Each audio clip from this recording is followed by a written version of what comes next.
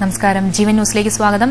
പ്രശസ്ത മാന്ത്രികനായ ജാദുഗർ ആനന്ദിന്റെ മകൻ ജാദുഗർ ആകാശ് തിരുവനന്തപുരം നിവാസികൾക്കായി അഗ്നിജാലം കാഴ്ചവെച്ചു. ആയിരക്കണക്കിന് ജനങ്ങളുടെ മുന്നിൽ നടന്ന ഇന്ദ്രജാലം വിസ്മയം നിറഞ്ഞതായി.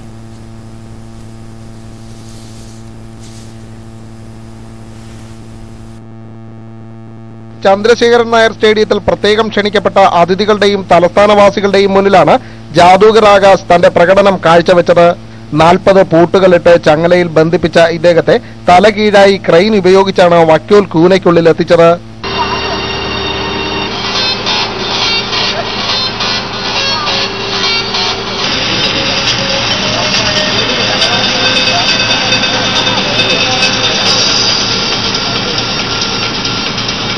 പിന്നീട് ജാദുഗർ ആകാശിന്റെ മാജിക് ടീമിൽ അംഗങ്ങളായവർ തന്നെ പെട്രോൾ ഒഴിച്ച് വക്യോൽ കൂനയ്ക്ക് തീവച്ചു.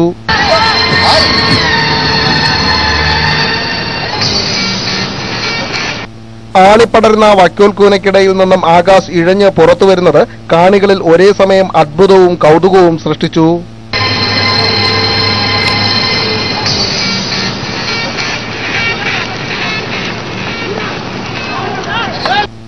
ആകാശിന്റെ 10ാമത്തെ പ്രകടനമാണ് തിരുവനന്തപുരത്ത് നടന്നത്.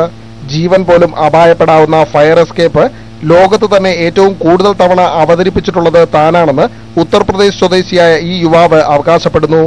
ഈ മാസം 26-ന് വിഴിഞ്ഞം തുറമുഖത്ത് ആയിരങ്ങളുടെ മുന്നിൽ വെച്ച് ഇരുമ്പു ചങ്ങലയിൽ ബന്ധിപ്പിച്ച് പെട്ടിയിലാക്കി ആകാശിനെ കടലിൽ താഴ്ത്തും. തലസ്ഥാനത്ത് ഇതുവരെ അവതരിപ്പിച്ചിട്ടില്ലാത്ത വാട്ടർ എസ്കേപ്പ് എന്ന ഈ സാഹസിക പ്രകടനത്തിലുള്ള തയ്യാറെടുപ്പിലാണ് ഈ യുവ മാന്ത്രികൻ. ജീവൻ ന്യൂസ് തിരുവനന്തപുരം സമാപിച്ചു. നമസ്കാരം.